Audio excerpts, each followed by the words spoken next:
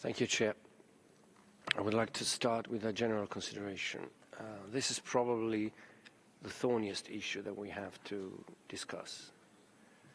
There is no easy solution to the question of compliance and verification.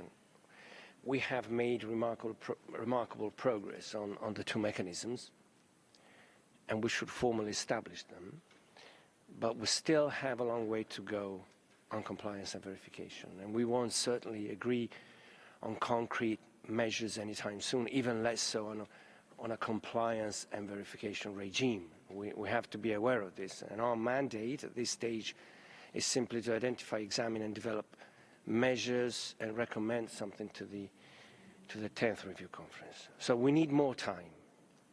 We need more time than we have until the next review conference. And this is why we supported the proposal contained in the rolling text to recommend the establishment of an open-ended working group. We'll make some general comments on that now, and perhaps we'll provide specific language at a later stage.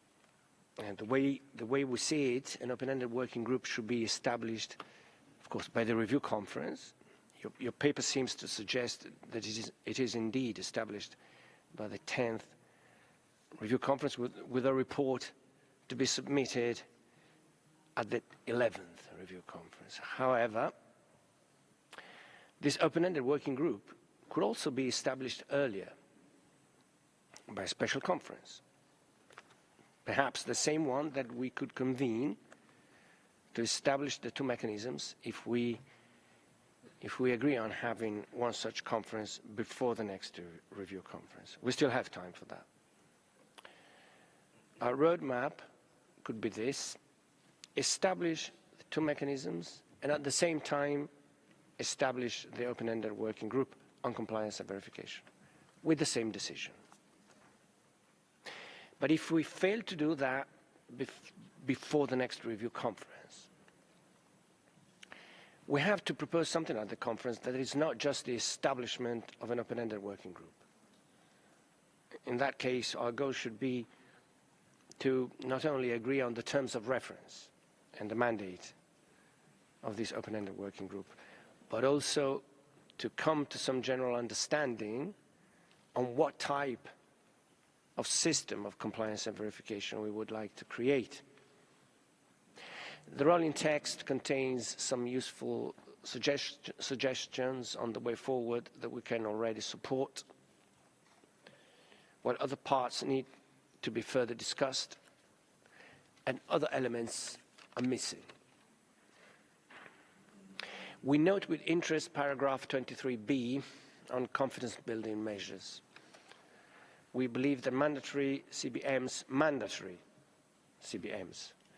anchored in a peer review process to consider and discuss them, would not simply complement compliance and verification, but would actually be a key component of what we have been calling a composite compliance and verification regime. In paragraph 23e, we will not be against considering institutional arrangements modeled on what we have in the OPCW and the IAEA, but we will strongly caution against drawing parallels because biological weapons are much more difficult to verify and much easier to hide than chemical or nuclear weapons. So let's bear this in mind when we aim to create a complex compliance and verification regime. In paragraph 23F, we do not fully understand what is meant by investigative measures to look into allegations of possible non-compliance. Is this just about allegations or about investigations of a violation? The two things are different, because in this latter case, there should be a mention of the Secretary General's mechanism and how these measures would work with the mechanism and possibly support it and complement it. In this case, the need to have some balance between effective verification capabilities and the protection of sensitive national security information and confidential proprietary rights would be less strict. On paragraph 24, if the idea is to resurrect some proposals from the past, for instance, from what was discussed within the VEREX/ad hoc group, we would not be over-enthusiastic. Of course, we're not against old ideas if they are still good, but we would caution against going back for solutions to an exercise that failed, considering also that so much has changed in the meantime. We need to have a new approach and look at this problem with a fresh pair of eyes. One thing that is missing here is a reference to the mechanisms. Almost 2 years ago, we pointed out the relevance of the mechanisms, actually, in order to make progress on compliance and verification. Let me repeat that argument now.